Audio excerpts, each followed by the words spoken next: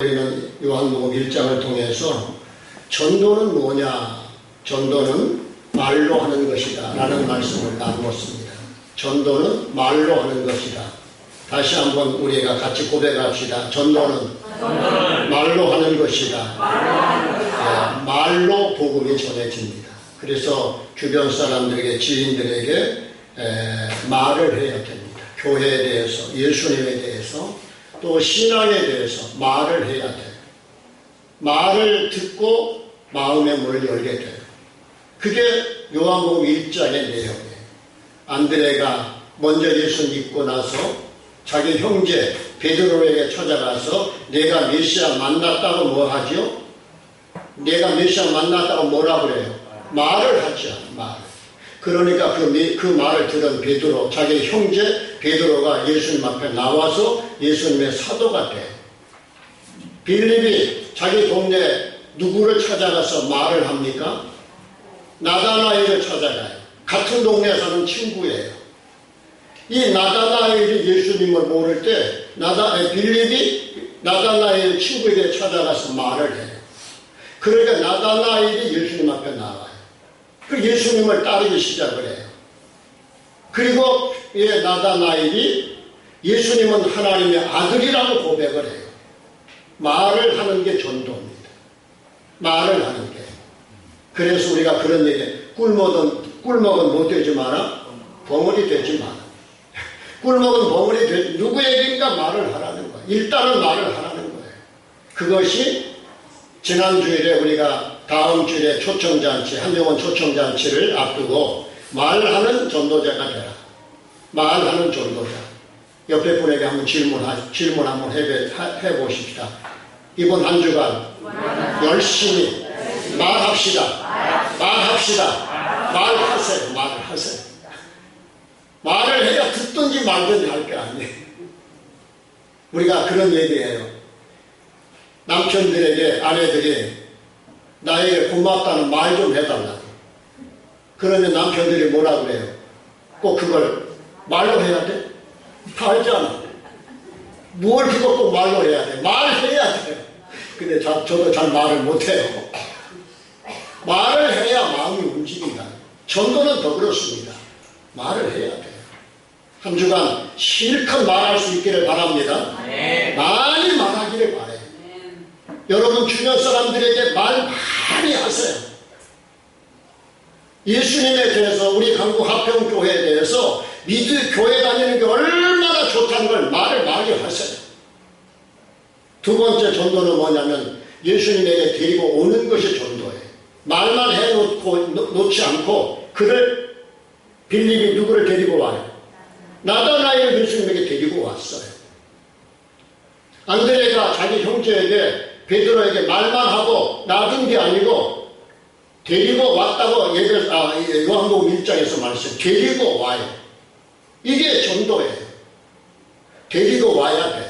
따라 데리고 오는 것이 전도다. 데리고 오는 게 전도예요. 세 번째 뭐냐? 예수님을 따르게 만들어주는 거예요. 데리고 왔으면 한 번 데리고 오고 끝나는 게 아니고 그분이 누구를 따르도록? 예수님을 따라가도록 하라는 거예요. 그게 전도예요. 그래서 다음 주일에는 우리가 매년마다 전도 초청잔치를 하죠. 오늘도 우리 참 귀한 선물, 올해는 박스가 커요. 선물도 많이 준비하고 이렇게 해놨어요. 또 초청잔치도 여러분에게 초청장도 주보에게 넣어놨어요. 부담될까 봐서 몇 장만 들어가 있습니까? 딱 2장씩만 들어가 있어요. 2분만 초청해 오셔요. 초청해 오시라는 거예요. 지인도 좋고, 때로는 친구도 좋고, 때로는 내가 가장 사랑하는 분에게 이 초청장 드려서 한번 오라고. 또 가족이어야 돼. 이웃이어야 돼. 그래서 여러분에게 초청장 2장씩을 부담되지 않는 보험에 나눠드렸어요. 승리하시기를 주의 이름으로 축원합니다. 역사가 일어날 줄로 믿습니다. 할렐루야. 그래서 다음 주에 우리가 기대하시면서 좀 더 우리가 전도하는 일에, 영혼 구원하는 일에 저나 여러분이 쓰임받는 은혜가 있기를 예수님의 이름으로 축원을 다시 한번 드립니다. 아멘. 그런데 이제 오늘은 우리가 추수감사주의를 앞두고 우리가 어떻게 하나님 앞에 감사를 하면서 살아야 할 것인가를 좀 말씀을 나누려고 그래요. 자, 여러분, 감사는 우리들이 표현할수록 좋은 게 감사입니다. 그래서 너도 좋고 나도 좋고 우리 모두가 다 좋아. 더 중요한 건 누가 좋아하셔요? 위에 계신 누가? 하나님이 좋아하셔요. 그래서 성경을 보니까 감사는 하나님이 그렇게 좋아하셔요. 감사. 그러니까 어떤 분이 그러더라고요. 목사님, 하나님이 그게 감을 좋아하신다면서요? 그래서 감을 사면 그 감사가 아니고 하나님이 그렇게 좋아하시는 게 있는데 그 제물이 감사 제물이에요. 이건 하면 할수록 좋아요. 또 그 감사를 하면 할수록 내 삶을 기름지게 만들고 풍성하게 만들고 감사 지수가 올라가면 올라갈수록 더불어서 무슨 지수가 올라가요? 행복 지수가 올라가요. 그러니까 아무리 많은 걸 소유하고 출세를 하고 높아진 사람이라도 잘생긴 사람이라 부자라도 감사가 없는 사람은 뭐가 없어요? 행복할 수가 없다라는 거예요. 왜 우리가 불행하냐? 그 본질은 뭐냐면 감사를 못하고 있기 때문이라는 것입니다. 행복은 어디서 느끼게 되냐? 감사할 때 느낀다는 거예요. 아까 저희 말씀을 드렸어요. 우리 아내들이 남편에게 가장 행복을 느낄 때가 뭐 언제냐? 여러 가지가 있겠죠. 현찰 갖다 줄 때도 좋겠죠. 그러나 아내들이 남편이 감사하다는 말을 들을 때 눈물이 나고 가슴이 움직이고 마음이 움직인다는 거예요. 마음이. 그러면 아내들만 그러겠어요? 남편들도 여전히 똑같아. 아내들이 고맙다고 감사하다는 표현을 해주면 그 남편들은 목숨 걸고 남편 아내에게 순교자가 된다는 거예요. 똑같아요. 똑같아요. 감사는 사람을 움직일 뿐 아니라 하나님을 움직이는 그 영적인 거룩한 파워가 있는 게 감사. 그리고 다른 사람을 움직일 수 있어요. 그리고 하나님이 가장 기뻐하는 제물 중에 하나가 감사 제물이라는 거예요. 네. 그렇다고 하면은 여러분들이 더 잘 아시는데 우리가 감사를 어떻게 해야 하면 살아갈까요? 우리 우리 한국교회 전체가 드리는 추수감사주일인데 하나님께서 우리에게 베풀어 주신 은혜들에 대해서 생각해내서 나의 감사한 마음을 표현하는 절기가 바로 뭐예요? 추수감사절이에요. 감사를 다시 챙기는 절기가 추수감사절이고 맥주감사절이에요. 왜 그렇습니까? 우리 인간은 살아가다 보면 알게 모르게 감사거리가 아주 줄줄하지만 감사거리를 잃어버리고 살아가는 게 저나 여러분의 현실이에요. 그래서 이 추수감사절을 통해서 맥주감사절을 통해서 메말라 있는 우리 마음에 바닥난 우리 마음의 감사를 다시 일깨워주는 절기가 감사절기라는 거예요. 은혜가 되시기를 주님의 이름으로 축원합니다. 그렇습니다. 여러분 감사하면서 살고 있습니까? 얼마나 감사를 우리가 표현하면서 살고 있습니까? 솔직하게 생각해 보자고요. 그리고 또 다음 주에는 하나님께서 가장 기뻐하는 한 사람 전도 초청 주일 및 전 성도 총출석 주일입니다. 그날은 병원에 입원해 있더라도 와서 예배는 드리고 다시 재입원해야 돼요. 예? 그만큼 예배를 사모하십시오. 할렐루야. 예배를 세상에 빼앗기지 마십시다. 예배를 육신적인 삶에 빼앗기지 말라는 거예요. 전 성도들이 함께 동참하고 은혜 받는 자리로 만들어 가셔요. 그럼 그 감사의 기준이 우리 자신이어야 할까요? 하나님이셔야 할까요? 그 감사의 기준. 오늘은 이게 가장 핵심의 메시지. 감사의 기준이 누구여야 돼요? 하나님이어야 돼. 그러나 지금까지 우리가 해왔던 감사는 기준이 누구에게 치우쳐 있는 것 같습니까? 솔직하게 말해보세요. 나의 나. 나에게 감사 기준이 기울어져 있었어요. 내가 감사할 조건이 되는가 안 되는가, 우리 집이 감사할 조건이 되는가 안 되는가를 생각하고 하나님 앞에 감사를 했어요. 기준이 하나님이 아니라 나의 우리 자신이에요. 네. 그래서 지금까지 우리는 대개 감사를 할 때 나를 기준으로 생각하면서 우리 가정에 받은 것을 생각하면서 감사해 왔어. 그러나 사실은 그렇지 않다는 거예요. 그래서 오늘 이 말씀을 통해서 저는 우리 감사의 기준을 재설정하는데 큰 은혜의 시간이 되기를 주님의 이름으로 축원합니다. 사랑하는 성도 여러분, 혹시 우리 하나님께서 기쁘게 받으시는 감사는 어떤 감사일까 한 번쯤 고민해 보셨습니까? 정말 어떻게 하나님 앞에 감사를 해야 그 감사를 받으실까를 한 번쯤이라도 고민해 보셨어요. 솔직하게. 고민해 보셨어요? 안 해보셨어요? 고민해 보셨냐고요? 고민해 보셨냐고요? 미안합니다. 목사님, 저도 솔직하게 깊이 고민해 보지 못했던 것 같아요. 감사절기가 되면 그냥 헌금이나 하고 예물이나 드리고 몇십만 원 하나님 앞에 감사 예물 드리고 그렇게 하면서 감사절기를 보내지 않았나 회개가 돼요.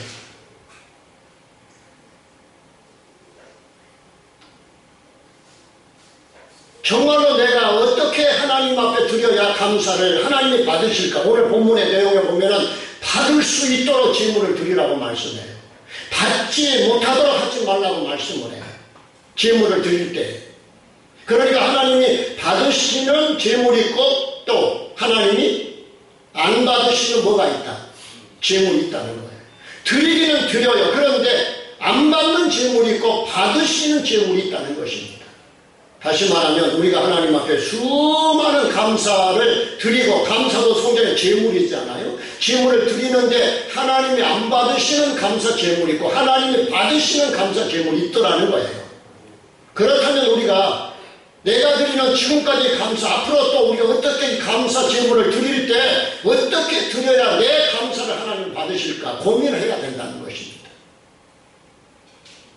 성경 다음으로 읽히고 있는 유대 탈무드가 있습니다. 그런데 이 탈무드에 이런 얘기가 나와요. 우리 부모님에게 물례를 돌리게 해도, 효도일 수 있고 부모님에게 잔치상을 차려드려도 불효일 수가 있다. 굉장히 탈무드는 성경 다음으로 유대인들에게 소중한 책이죠. 그렇습니다. 우리 자식들이 우리 부모님께 물례를 돌리게 해드린다고 해도 그것이 효도일 수도 있고, 부모님께 잔치상을 차려드린다고 해도 그 잔치상이 불효일 수 있더라는 거예요. 다시 말하면 효도처럼 보여도 부모님께 일거리를 드리는 것이 효도일 수가 있고요. 또 효도처럼 보여도 걸게 잔치상을 차려드리는 것이 불효일 수도 있다는 거예요. 여러분 이해가 됩니까? 안 됩니까? 이해가 돼요? 안 돼요? 이해가 되시냐고? 이해가 되지 않아요. 사랑하는 여러분, 그렇습니다. 이 이야기가 우리에게 주는 교훈은 이것입니다. 효도의 기준이 자식, 네가 아니고 너의 누가 되라? 부모가 되게 하라는 거예요. 효도의 기준이고. 맞습니까? 틀립니까? 맞아요. 효도의 기준이 네가 아니고 내가 아니고 부모가 기준이 되게 하라는 것입니다. 부모가. 네? 아무리 자식된 우리들의 생각에 최선을 다해서 효도해 드린다고 해도 부모님께서 그 효도를 받지 않으신다면 그것은 결코 효도일 수가 없다는 거예요. 이게 탈무드의 이야기예요. 반대로 자식이 부모에게 하는 일이 불효처럼 보인다고 해도 우리 부모님께서 그 효도를 받으신다고 하면은 그것은 정말로 감동적인 효도가 될 수 있더라는 것입니다. 그런데 우리가 하나님께 드리는 우리의 감사도 똑같아요. 네. 우리들이 하는 감사의 기준이 하나님이 되게 하는 것이에요. 하나님이 되게 하는. 감사의 기준이 너 형편이 되지 말고 내가 사업을 돈을 많이 벌었느냐 적게 벌었느냐, 내가 병에 들었느냐 병에 안 들었느냐, 치료가 되었느냐 안 되었느냐, 내 자신이 소홀하게 갔느냐 안 갔느냐 못 간, 그것이 기준이 되게 하지 말라는 거예요. 감사에 하나님 앞에 드리는 감사는 내가 아니고 하나님이 기준이 되게 하라는 것입니다. 깨달아지시는 분만 아멘 하십시다. 아멘. 왜냐하면 우리가 아무리 하나님께 감사를 한다고 해도 하나님께서 그 감사를 기쁘게 받지 않으신다면 그것은 하나님께 대한 진정한 감사일 수가 없기 때문에 그렇다는 거예요. 네, 그러나 만약 반대로 우리들의 눈에 우리가 드리는 감사가 턱없이 부족해 보여도 하나님께서 기쁘게 받으신다면 그것은 진정한 감사가 된다는 것이죠. 그래서 우리가 하나님께 감사할 때 중요한 것은 하나님께서 이 감사를 기쁘시게 받으실 것인가 하는 심각한 살핌을 통해서 우리가 감사를 할 때 감사하는 나에게 하나님이 더 큰 은혜를 부어주시는 것이죠. 이 은혜가 여러분, 저와 여러분, 우리 강북 화평교회 넘칠 줄로 믿습니다. 네. 그렇습니다.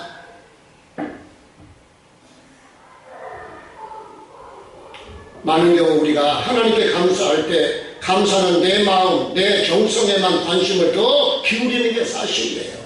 그래서 우리들이 정작 감사를 드린다고 드렸지만 그 감사가 정작 하나님이 받지 않으시는 경우가 없지는 않는지에 대해서 우리가 깊이 살펴야 된다는 것입니다. 그러면 우리 하나님께서 기뻐하게 받으시는 우리의 감사는 어떤 감사일까요? 우리의 감사는 어떤 감사가 하나님 기뻐 받으시는 감사가 될까요? 오늘 본문에 그 정확한 답을 주고 있어요. 우선 마음을 다해서 드리는 감사. 따라 마음을 다해서. 마음을 다해서. 크게 하면 마음을 다해서. 이게 하나님이 받으시는 감사예요. 이 말에 오해가 없기를 바랍니다.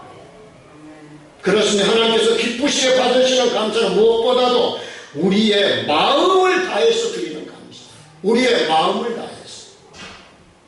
여러분의 마음을 다해서 드리는 감사.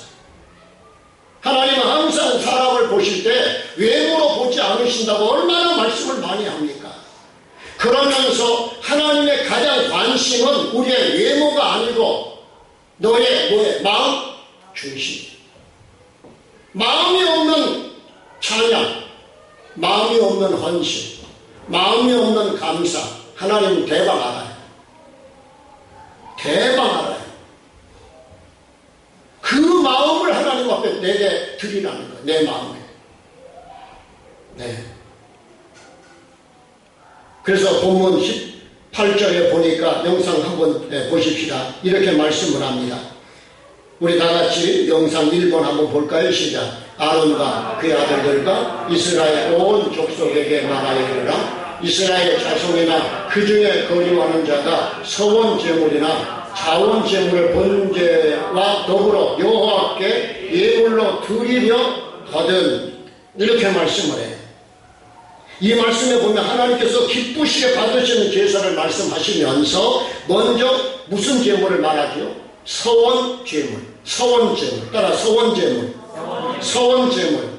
또 하나 나오죠? 무슨 제물? 자원제물. 자원제물에 대해서 말씀을 하고 있어요. 서원제물과 자원제물. 그러면 여기서 서원제물이 뭘까? 서원제물.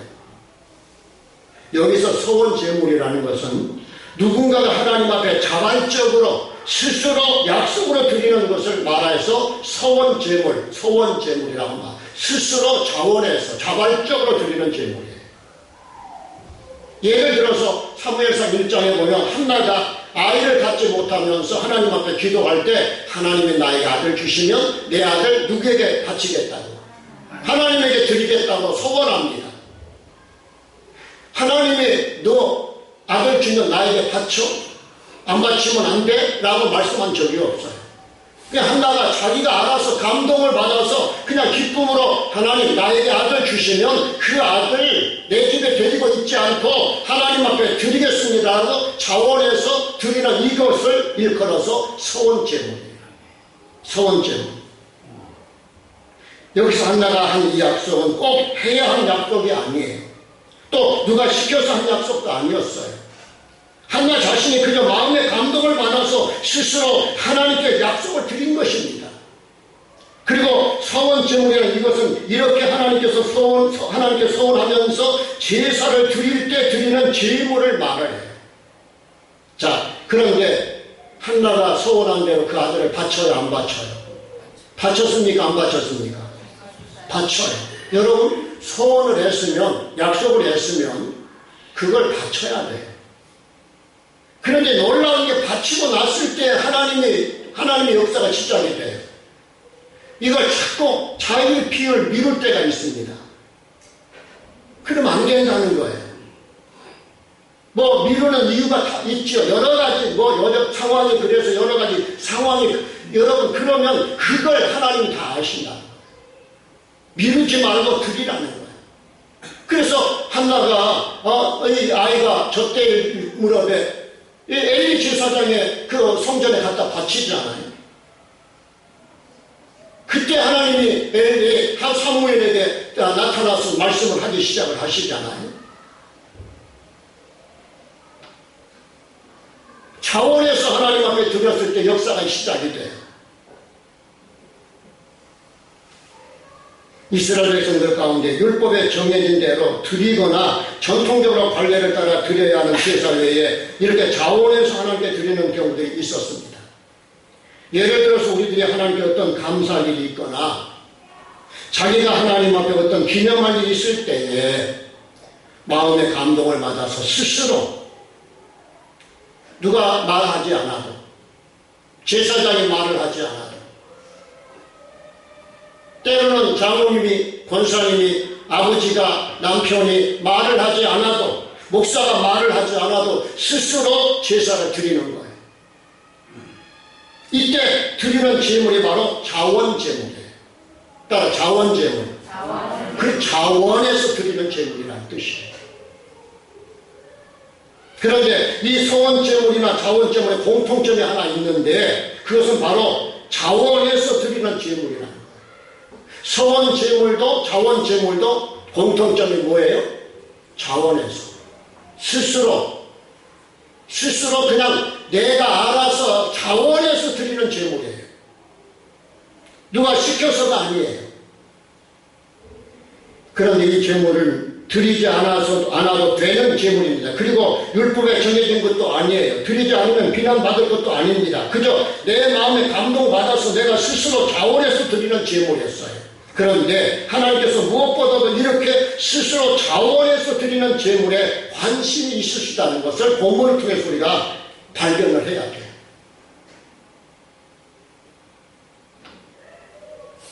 그래서 하나님이 기쁘시게 받으신 제물 이야기를 하시면서 먼저 이 서원제물, 자원제물에 대해서 말씀을 하고 있는 것입니다. 이것은 하나님께서 제물보다 뭘 더 보신다는 거예요?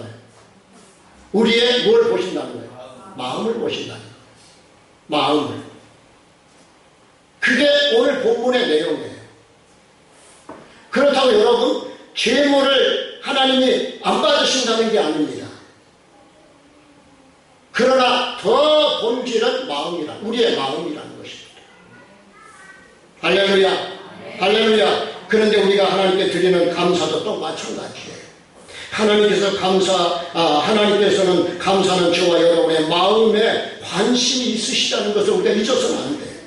다시 말해서 감사로 드리는 헌금이나 예물 이전에 마음을 먼저 받으신다는 거예요. 저나 여러분의 마음을 먼저 받으신다는 것입니다. 믿어주시면 아멘하십시오. 예물을 받기 전에 먼저 내 마음을 받으신다는 거예요. 여러분의 마음을 받으신다는 것입니다. 그래서 우리는 하나님께서 기쁘시게 받으실 마음으로 감사를 해야 한다. 그러므로 우리는 하나님께 어떤 감사를 드릴 때 먼저 내 마음을 살펴요. 우리의 마음을 먼저 살피세요. 내 마음이 정말 하나님 앞에 감사하는 마음이 있는 건가 없는 건가? 예? 정말로 내 마음에 하나님 앞에 감사하는 마음이 있는 건가 없는가를 살펴요. 이게 진정한 하나님이 받으시는 감사라는 거예요. 우리가 가끔 어떤 교회 앞에 가면 조각상을 설치해 놓은 걸 볼 때가 있어요. 그것은 요한복음 12장에 나온 마리아가 예수님 발 앞에 귀한 향유를 붓는 모습을 표현한 조각상들을 가끔 봅니다. 그런데 이 조각상을 보면 마리아가 자원하는 마음으로 예수님에게 값비싼 향유를 예물로 드리고 있는 장면을 우리가 이렇게 연상할 수 있는 내용을 봐요.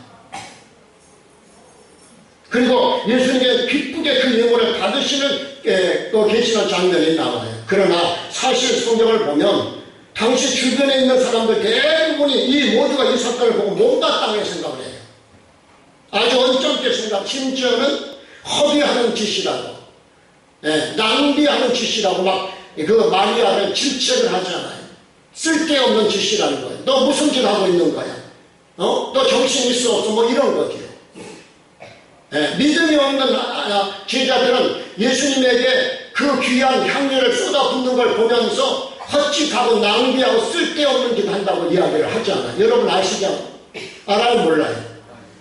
여러분, 우리가 하나님 앞에 나와 예배하는 게 쓸데없는 짓인가요? 따라합시다. 아닙니다. 아니에요.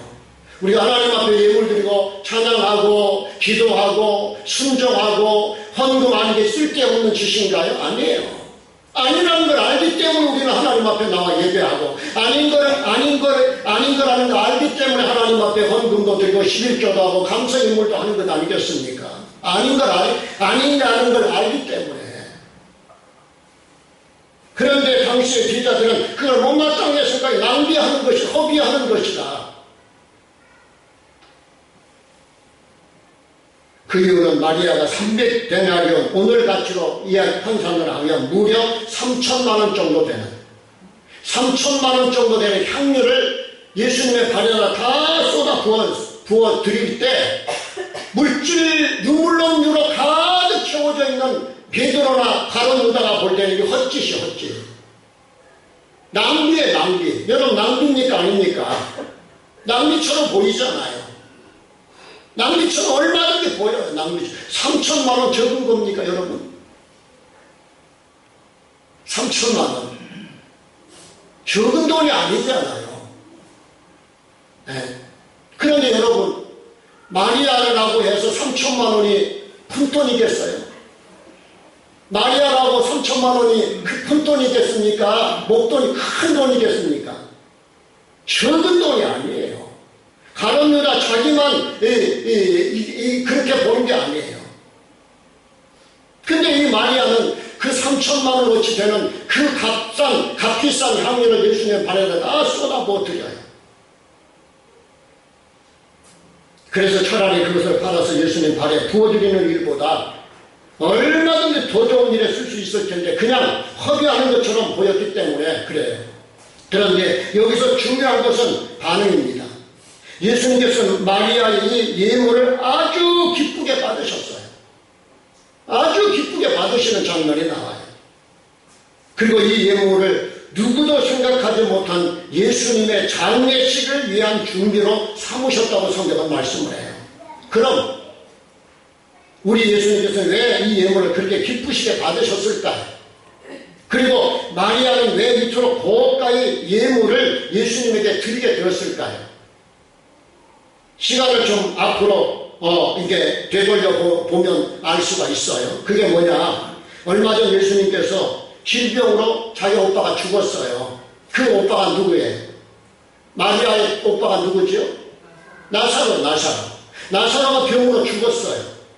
그런데 예수님이 오셔가지고 그 죽은 자기 오빠를 살려주신 거예요. 그런데 이 마리아는 우리들이 잘 알고 있는 대로 죽었다가 다시 살아난 나사로의 여동생인데 특히 이 마리아는 일찍 엄마 아빠가 죽었어요. 조실부모를 했어요. 그래서 그 오빠만 의지하고 살았어요. 그 오빠만. 그러던 중에 그 오빠마저 그냥 병으로 죽게 됩니다.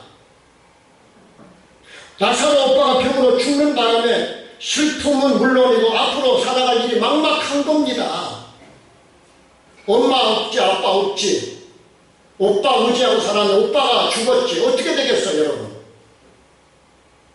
어디 가겠어, 요즘으로 말하면? 어디를 가야 되겠냐고요, 그 당시에. 굶어 죽는 일밖에 없어요. 그때는 보호원도 없어요. 복지시설도 없어요. 나라에서 어떻게 해줄 상황이 아니에요. 바로 이때, 절망하고 있는 이때, 예수님 오셔서 자기 오빠를 다 살려주시잖아요. 그러니 얼마나 감사할 일입니까? 그런데 예수님이 당시에 유대인들의 박해를 피해서 다른 곳으로 가버려요. 그래서 이 마리아는 예수님에게 감사를 표현할 수가 없었어요. 당시 상황이 그랬어요. 그래서 마음속에 늘 예수님에 감사한 마음이 있었고, 내가 언젠가는 예수님에게 이 감사를 표현하겠다는 마음을 가지고 그 감사를 차곡차곡 준비한 거예요. 예수님 만나는 그 여정에 계속해서 준비를 하고 있었던 거예요. 그래서 예수님 기회가 찾아오면 하나님 예수님의 감사를 드릴 생각하고 있었던 거죠. 그런데 그러던 차에 마치 예수님이 자기 마을에 오셨다는 소식을 듣게 돼요. 그래서 주님을 찾아갑니다. 마리아가. 찾아가서 이 마리아가 자신의 마음을 다해서 그동안에 예수님에게 감사하고 싶은 표현을 준비하고 있던 것을 그냥 다 쏟아부어요. 쏟아부었던 것이 뭐죠? 향유였어요. 향유.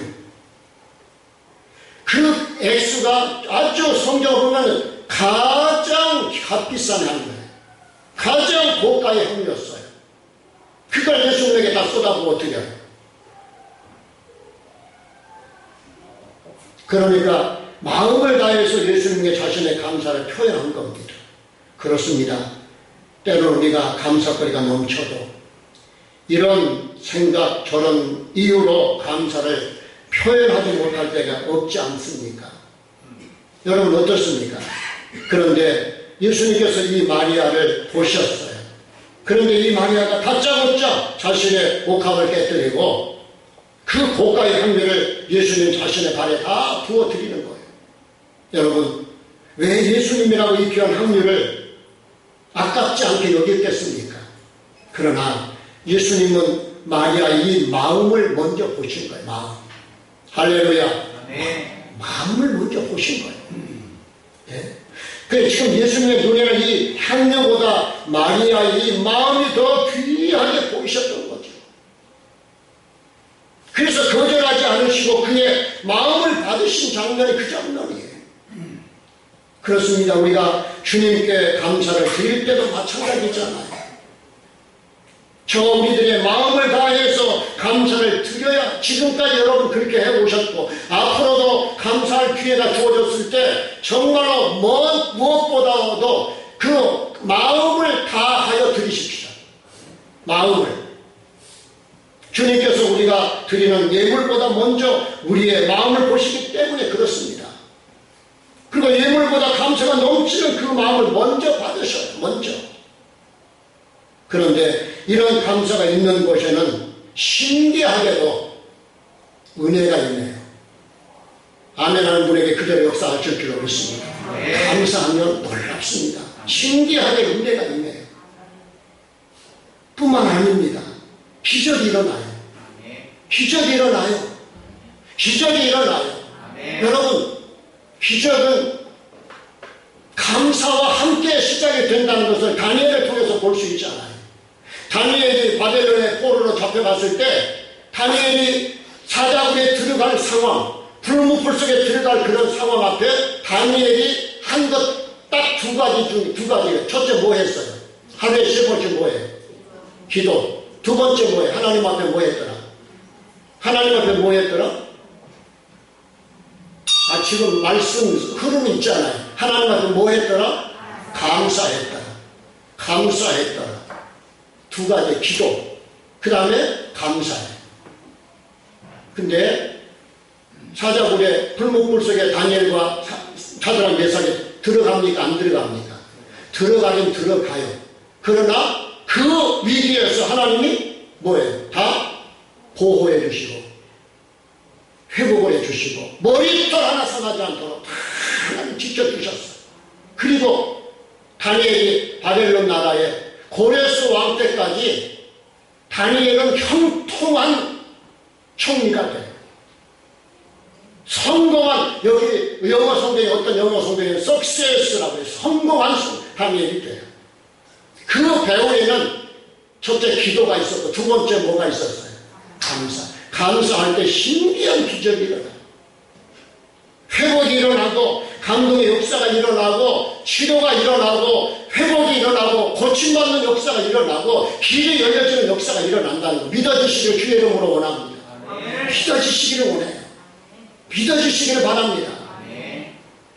그래서 우리는 감사를 준비하면서 우리의 마음을 먼저 좀 깊이 살펴야 합니다. 내 마음속에 정말 이 감사가 있는가에 대해서 살펴야 돼. 살펴야 돼. 우선 이 마리아처럼 감사하는 이유가 분명해야 돼. 따라 감사하는 이유가 분명해야 된다. 여러분, 그래서 우리 오늘 이 마리아는 지금 감사할 분명한 이유가 분명하게 있어요. 바로 예수님께서 죽었던 자기 오빠를 살려주신 이것이 예수님에게 감사해야 될 분명한 이유예요. 마리아는 이렇게 감사할 이유가 분명했기 때문에 자신의 마음을 다해서 예수님께 감사를 드릴 수가 있었던 거예요. 오늘 우리도 마찬가지예요. 감사할 이유가 분명해야 저와 여러분들이 마음을 다해서 감사를 드릴 수 있다는 것입니다. 왜 우리가 감사를 못할까요? 감사할 이유를 분명히 내가 정리가 안 돼 있어서 그래요. 여러분 그렇습니까? 안 그렇습니까? 그냥 감사를 막연하게 생각하니까 그래요. 감사 리스트를 만들어 보세요. 감사 내용을 아주 디테일하게 한번 하나하나 적어 보십시오. 그러면 감사할 거리가 얼마나 많이 분명하게 내 삶의 자리 잡기를 시작을 해요. 여러분 오늘 우리가 병원에 안 간 것 분명한 감사 이유 됩니까? 안 됩니까? 되죠. 제가 만약에 병들어 있으면 오늘 이 자리에 서서 설교를 할 수가 있겠어요? 못해요. 할 수가 없어요. 이게 얼마나 큰 감사의 분명한 이유이지 않습니까? 지금까지 여러분 밥 없어서 굶은 분 있습니까? 먹고 살게 해주신 거 감사 이유가 너무너무 큰 이유예요. 할렐루야. 할렐루야. 또 하나님 앞에 우리가 여러분 11조 할 수 있도록 물질도 주시고 사업도 주시고 때를 따라 수입도 주신 거 감사합니까? 안 합니까? 감사, 너무 분명한 감사거리예요. 여러분 11조 할 수 없을 만큼 마이너스가 되게 하는 거 좋겠어요? 그래도 11조 할 수 있는 그런 여유를 주신 게 좋겠습니까? 11조 적으나 많으나 11조 할 수 있다는 것은 그만큼 수입이 있게 해주셨으니까 이거 감사합니까? 안 합니까? 얼마든지 분명하게 감사거리예요. 감사거리더라고요. 좀 용서하고 들으시기 바랍니다. 참 미안한 이런 설교 이런 얘기하면 교인들이 오해를 하면 참 조심스러운데 저희 집에 이제 하련이가 결혼식을 했잖아요. 며칠 전에. 저는 며칠 전부터 굉장히 설렜어요. 왜 설렜을까요? 여러 가지 그런 게 있었죠. 뭐 참 설레게 하는 일들이 있죠. 그 중에 하나가 설레는 것 중에 하나가 뭐냐면 죽임이 들어오면 하나님 앞에 11조 할 수 있다는 생각을 하니까 얼마나 오늘 처음 제가 우리 집에서도 얘기를 안 했어요. 축의금 들어오면 그거 다 모아서 하나님 앞에 11조 할 수 있을 거라는 그 기대감이 얼마나 감사했는지 몰라요. 얼마나 감사했는지 몰라요. 적든지 많든지 그거 다 모아서 결산해서 다 이제 지출하기 전에 그거 11조 할 수 있다는 그 설렘이 몇 달 전부터 마음에 이렇게 움직이더라고요. 용서하고 들으시기 바랍니다. 그래서 11조 이제 집에 결혼식 마치고 와서 정리를 해서 제일 먼저 하나님 앞에 구별해서 드렸어요. 두 부부가 앉아서. 그러면서 속으로 지금도 여전히 그 감동이 있어요. 그 짜릿함이 있어요. 감사한 마음. 11조 할 수 있는 기회를 주신 거 얼마나 마이너스 안 되게 얼마나 감사해요. 할렐루야. 할렐루야. 예? 채워주실 줄로 믿습니다. 예?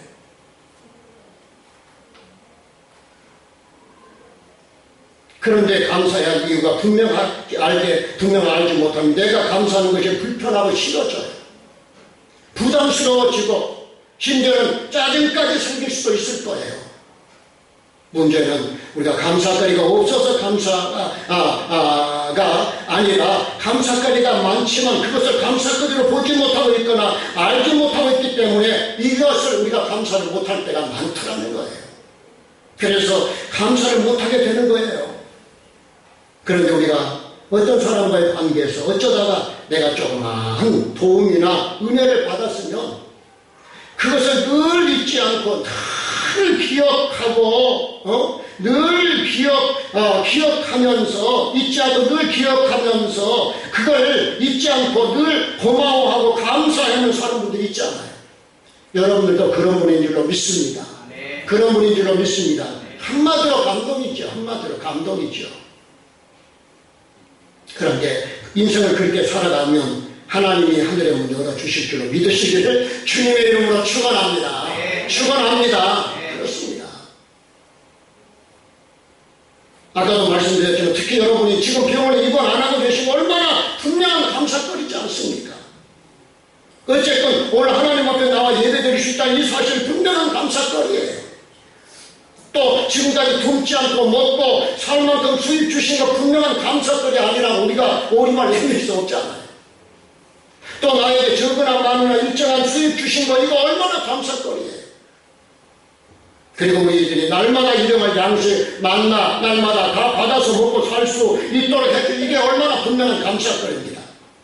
사랑하는 우리 화평의 성도 여러분, 하나님께 하는 감사는 우리들이 하면 할수록 좋고 불평은 안 하면 안 할수록 축복인 거 우리 잘 알죠? 네. 사실 우리 모두는 예수님 때문에 엄청난 구원받은 사람들이에요. 믿습니까? 내가 사업이 잘 되고 부자가 되고 출세하고 서울대학 가고 이것을 떠나서 내가 예수님 때문에 예수 믿어서 억만귀하게서 구원받아서 천국 백성으로 예약을 받았다는 것은 어떤 것과 비교할 수 없는 기가 막힌 축복을 받은 자들이에요. 깨달아지시면 아멘 하십시다. 믿어지시면 아멘 하십시오. 우리의 감사의 본질은 여기서부터 출발하는 거예요. 여기서부터. 사실 이 사실은 어떤 경우보다 평생 동안 드려야 할 감사거리죠. 또 감사거리라는 믿음을 충만히 가져야 돼요. 그래서 저는 이 감사를 본질 감사라고 말해요. 본질 감사. 그래서 이것은 마리아가 지금 예수님께 감사했던 이유보다 더 크고 더 깊고 더 웅장하고 그리고 더 본질이고 더 분명하게 감사해야 할 이유가 여기에 있는 것인 줄로 믿습니다. 그래서 저나 우리 여러분들이 이것을 감사할 분명한 이유로 우리의 마음에 품고 하나님 앞에 살아가는 우리 모두가 되시기를 예수님의 이름으로 축원합니다. 그럴 때 저와 여러분이 하나님께 하는 감사가 최선을 다하는 감사쟁이들이 될 수 있는 거죠. 프로 감사 성도가 될 줄로 믿습니다. 프로 감사. 사랑하는 우리 화평의 성도들에게 그래서 파격적 감사를 한번 도전합니다. 파격적 감사. 놀라지 마세요. 파격적 감사가 뭐냐? 우리는 하나님께 감사를 표현할 때 내가 원하는 대로 해결해 주셔서 감사할 때가 많아요. 또 내가 하는 사업이 잘 돼서 감사할 때가 많아요. 또 내가 병이 들었는데 그 병을 치료해 주셔서 감사할 때가 많아요. 또 서울대학에 합격시켜준 감사하죠. 그럴 때 감사를 해요. 또는 내가 집을 살 수 있도록 해주셔서 감사할 때도 있어요. 또는 결혼할 수 있도록 해주셔서 감사할 때도 있어요. 또는 주식을 샀더니 그 놈의 주식이 대박이 터진 거예요. 이럴 때 감사하지요. 그래요. 당연히 이럴 때 감사해야 할 감사거리예요. 그런데 그럼에도 불구하고 감사를 하나님께 표현할 수 없다면 얼마나 안타까운 일이겠습니까? 그렇습니까? 안 그렇습니까? 그렇죠. 당연히 기쁨으로 감사를 표현해야 될 일 아니겠습니까? 그런데 그렇게 안 해주셔도, 따라합시다. 그렇게 안 해주셔도, 그리 아니하실지라도, 그렇게 안 해주실지라도 하나님 앞에 감사를 표현하는 도전을 하자는 거예요. 파격적 감사를 도전하자는 거예요. 파격적 감사. 그래서 감사는 나를 향한 도전입니다. 원래 우리는 죄성이 있어서 감사거리를 쉽게 잃어버려요. 그 성경 보면 말세가 되면 감사하지 아니한다고 했어요. 그래서 우리가 본질적으로 죄는 우리로 하여금 감사 센서를 마비시켜서 감사를 못하게 감사를 느끼지 못하게 죄가 감사를 마비시켜서 감사를 못 느끼게 만들어요. 그런데 성경은 감사를 도전하라는 겁니다. 인색하고 감사할 줄 모르는 나에게 감사를 도전시키라는 거예요. 그러면 하나님이 그 감사하는 곳에 역사를 하나님 주신다는 것입니다. 그래서 감사를 하는 것은 나의 인색한 마음에, 나의 인간적인 마음에 도전장을 내는 겁니다. 도전장. 따라 감사는 내 자신에게 도전장을 내는 것이다. 할렐루야. 그럴 때 내 속에 인색한 마음이 깨지기 시작하고 하나님의 역사가 시작이 되는 거죠. 예. 그렇게 하자는 거예요. 왜요? 그렇게 해주실 현재 진행의 하나님께서 앞으로 그렇게 해주실 줄로 믿고 선감사 후 축복을 믿고, 따라 선감사 후 축복을 믿고 선감사하고 후에 뭘 주실 줄로 믿고 축복해 주실 줄로 믿고, 지금 당장 내 가정에, 내 사업에, 내 자녀들에게, 내 몸에, 내 질병에 아직도 치료 안 해주셨을지라도 앞으로 더 크게 축복해 주실 줄로 믿고, ING, 현재 진행형 ING 하나님께서 치료해 주실 줄로 믿고, 내 몸에 질병을 치료해 주실 줄로 믿고, 내 자녀들에게 길을 열어 주실 줄로 믿고, 선감사 후 치료의 축복을 믿고 먼저 하나님 앞에 감사를 도전하자는 것입니다. 네. 그렇습니다. 그래서 감사를 하게 되면 저항력이 면역력이 생겨요. 그래서 저는 개인적으로 하나님께서 우리에게 선물로 주신 이 감사는 우리의 영적 건강을 위한 항생제, 영적 항생제. 뭐가? 감사. 여러분, 항생제가 뭐 하는 겁니까? 우리 김문정 자매님, 항생제가 난 잘 모르지만, 근데 대개 보면 약국에 가서 조제를 해서 대부분 항생제가 들어있는 것 같아요. 대부분 아닌가요? 어떤 때 항생제를 처방을 하는 겁니까? 이게 몸에 염증이 있을 때 항생제를. 그럼 그 항생제가 몸에 들어가서 세균을 이렇게 잡아먹는 거, 역할을 하는 거예요. 우리 몸에는 염증들이 많아요. 병균들이 많아요. 근데 감사 항생제를 먹으면 그 세균들이 죽어요. 어둠의 영들이 죽어요. 네. 저도 올해 약 제법 많이 먹었어요. 설찬을 먹었어요. 근데 대개 보면 항생제가 들어있더라고요. 항생제가. 근데 그 항생제가 우리 몸에 있는 그 나쁜 잡명들, 좋지 않는 영들을 죽여요. 힘을 쓰지 못하게 만들어요. 네. 그래서 우리가 감사 항생제를 잘 복용하면 우리 몸속에 있는 영적 질병들을 이기게 하는 신비로운 힘이 생기고, 우리가 나의 신앙으로 나의 신앙적으로 병이 안 들도록 면역력을 강하게 만들어주는, 마귀도 상처도 섭섭함도 시련도 고난도 실패도 이겨낼 수 있도록 만들어버리는 그 힘이 바로 이 감사 항생제예요. 그리고 저는 감사 항생제를 면역 증진제라고 이야기하고 있어요. 면역 증진제. 오늘 아무튼 약 많이 면역 증진제. 감사 약을 먹으면 면역이 생겨요. 면역이. 그래서 마귀가 와도, 상처가 와도, 고난이 와도, 시련이 와도, 섭섭함이 와도 그걸 이겨내요. 저항력이 생겨, 저항력이. 그리고 마지막 감사를 하면서 살면 축복이 상승 들어오기 시작해요. 여러분 성경에 보면 그게 그대로 보여요. 그대로 보여요.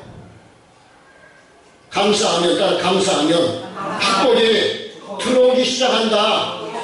감사하면 우리 가정에, 내 자녀들의 길에, 우리 교회 안에, 내가 하는 일에, 내 몸에 영적인 축복이 유입된다.